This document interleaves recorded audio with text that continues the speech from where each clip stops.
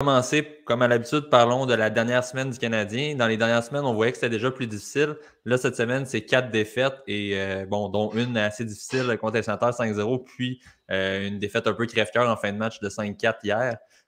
Éloi, pour commencer, comment as-tu trouvé les performances du Canadien cette semaine? On commence à voir vraiment l'équipe qu'on s'attendait à voir en début de saison. Oui, ben, d'un côté, c'est bon pour le classement. Je pense qu'on est tous d'accord qu'on ne veut pas trop de victoires pour le Canadien. Puis aussi, ben, il y a eu des beaux signes quand même. Il y a Raphaël Harvey-Pinard qui a montré des très belles choses cette semaine. Le quatrième trio qui a bien performé. Donc, c'est des bons présages pour le futur. Puis c'est une bonne chose aussi que l'équipe soit compétitive, qu'ils s'apprennent à prouver qu'ils ont leur place, qu'ils peuvent gagner ensemble aussi. Fait que c'est pas une mauvaise chose nécessairement non plus. Un match contre Ottawa hier, ça a été vraiment le meilleur scénario. Finalement, tu obtiens 0 points, mais tu montres que tu peux compétitionner avec eux puis être là, jouer à leur niveau. Donc, pour vrai, c'était un assez bon match. Ils perdaient tôt dans le match aussi. Ils sont remontés. Donc, ouais, des signes encourageants quand même pour l'avenir. Oui, puis en plus, au cours de la dernière semaine, les autres équipes de bas de classement ont, eux, quant à elles, gagné en fait des matchs, ont même été chercher certains points en prolongation si c'était une défaite. Donc, tout de même, c'est une bonne semaine dans l'ensemble côté points pour le Canadien. Ouais. Luc, comment as-tu trouvé justement les derniers matchs de l'équipe?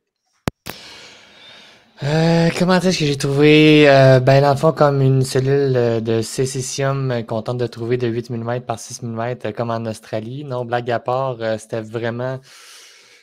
Moi, personnellement, j'ai aucun problème avec ce genre de semaine-là. Ça fait partie de l'apprentissage. De toute façon, tu joues à 11 attaquants, 7 défenseurs.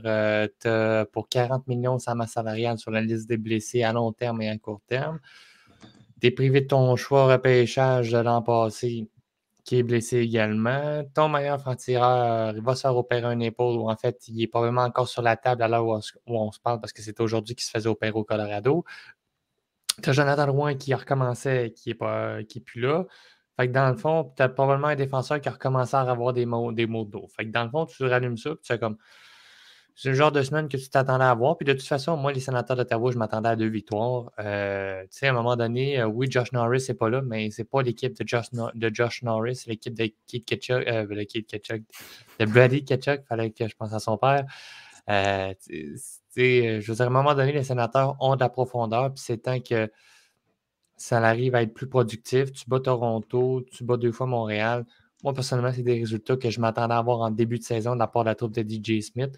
Vaut mieux tard que jamais pour le Canadien. C'est dommage. Mais le calendrier le plus difficile en deuxième moitié de saison, c'est ça que ça donne. Puis si on peut juste récolter 6 victoires avec des pointages extrêmement serrés tout au long de la fin du calendrier, c'est pas moi qui va s'en plaindre. Éloi a parlé rapidement tantôt de Raphaël Harvey-Pinard, de ses bonnes performances. Je veux aussi parler de son jeu. Actuellement, Pierre Carl, j'imagine que pour toi, il est en train de convaincre en fait tout le monde qu'il a sa place avec le grand club dès l'an prochain.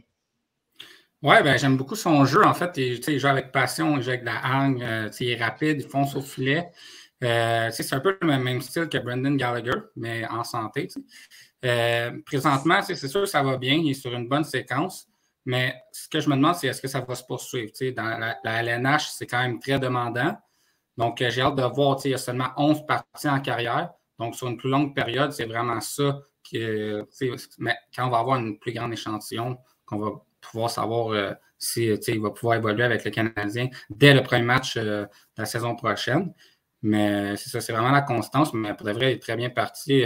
Donne de l'énergie à son équipe. Puis, certains matchs comme hier, mettons qu'il va pouvoir se retrouver avec Suzuki quand il y a une bonne partie. Tu le fais jouer une période ou deux, puis il peut très bien compléter ces joueurs-là, mais pas à toutes les parties. Là, mais, ouais. C'est intéressant que tu amènes le point de savoir si sur le long terme ça va fonctionner, parce que ça va être une des questions dans notre verre rouge plus tard dans l'émission, donc on en reparlera un peu plus tard. Julien, de ton côté, penses-tu qu'Harvey Pinard assure sa place, si on veut, avec le grand club pour l'an prochain? Je pense que oui, avec le grand club, parce que je pense qu'il va continuer à performer quand même, surtout avec tous les blessés qu'il y a. Honnêtement, je regarde, puis il va à la date limite des transactions aussi, il va y avoir des joueurs qui vont partir. Donc, d'ici la date limite, avec les blessés, il va vraiment rester dans le top 9 sûr.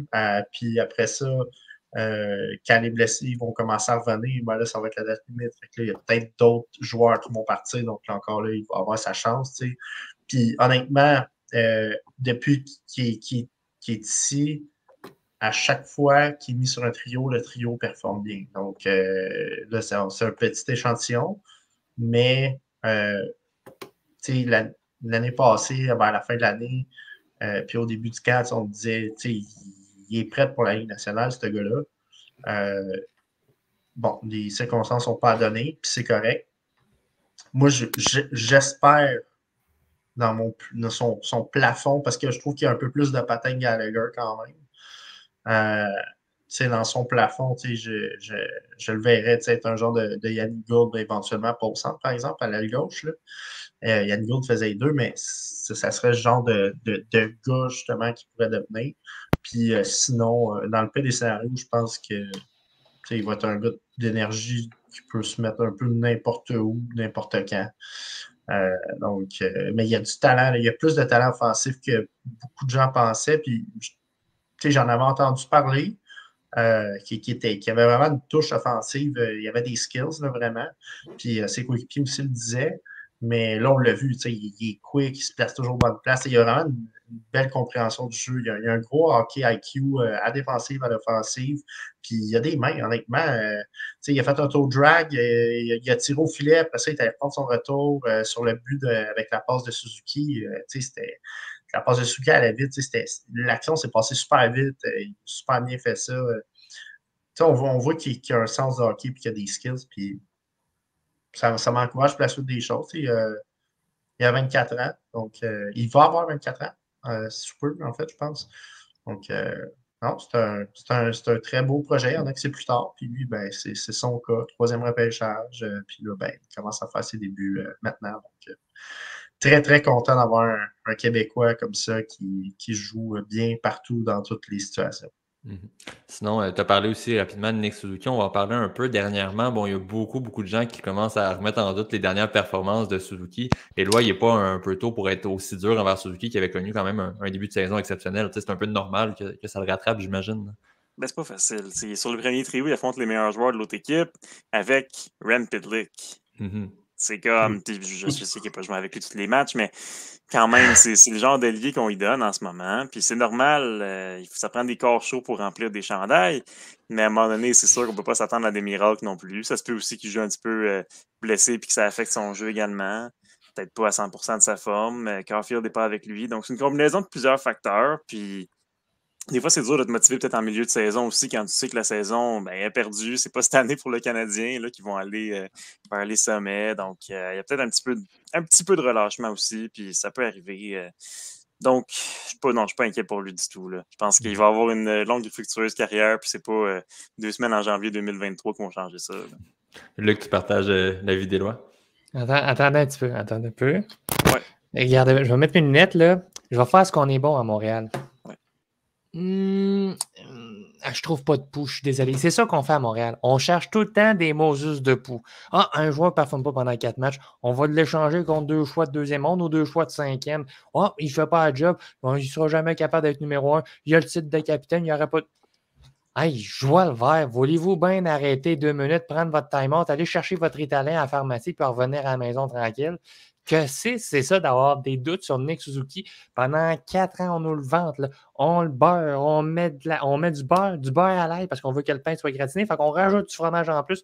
On se dit, il va être super bon joueur de centre. Il est super bon dans la Ligue de l'Ontario. Il va être bon dans la Ligue nationale. Là, on arrive, il connaît 2 comptes. Il a de la difficulté un peu, une petite phase creuse. Ah, ben là, c'est Nick Suzuki. Il n'y a pas d'avenir à Montréal. Il ne sera jamais capable de remplir. Hey, pas d'or. Esprit que le monde à Montréal, ça part sur des chires pour absolument rien. Il est un petit peu creux de vin. Il joue avec des joueurs qui jouaient sa première ligne dans AHL, pas dans la Ligue nationale, dans la Ligue américaine. Tu sais, Jean-François Hull a réussi à relancer un gars qui, normalement, va jouer sur une 4e ligne, ou s'il est chanceux, sur une 3e ligne, puis je ne joue même plus avec la Wild du Minnesota. Fait que je vois le vert. On va prendre notre break égal. On va prendre notre gaz égal, on va prendre un bon respect, puis on va dire que Nick Suzuki joue avec un étalon qui regarde juste en avant quand ça y tente, puis qui ne regarde jamais ses côtés, voir s'il y a un cheval qui va arriver pour venir l'aider ou pour le gêner dans sa course, puis jouer avec quelqu'un qui serait bon pour jouer sa 2e ou sa première ligue de la Ligue américaine. Joie le vert. Il est là, il va rester, des périodes creuses, ça arrive, puis il n'est pas à 100% fort possiblement, puis parce qu'il le sait, le Canadien va lui donner absolument raison s'il veut jouer ou non, parce que c'est le capitaine de l'équipe. That's it, that's all. Je ne veux plus rien entendre. Je suis écœuré d'avoir le monde qui chiale absolument. Ah, ben Suzuki connaît. Oui, il a 23 ans, le kid. 2, 3. Il n'y en a pas 32. Ben, je suis d'accord sur quelque chose. D'après moi, il joue blessé. Je suis convaincu qu'il n'est pas à 100%. Puis, vu que c'est le capitaine, il va vouloir continuer à jouer, mais son rythme de match est différent. Puis aussi, Suzuki, c'est un gars que quand c'est important, ça va être le meilleur. Puis, comme justement, quand c'est une cause perdue, comme tu disais, Éloi, c'est sûr que c'est peut-être pas la personne qui va être le plus motivé. Mais là, tu vois, ça lui a donné une petite étincelle, c'est le fait que Harvey Pinard débarque, puis il donne beaucoup d'énergie. Puis, honnêtement, pendant que Caulfield n'est pas là, moi, je pense que ça pourrait être un bon duo.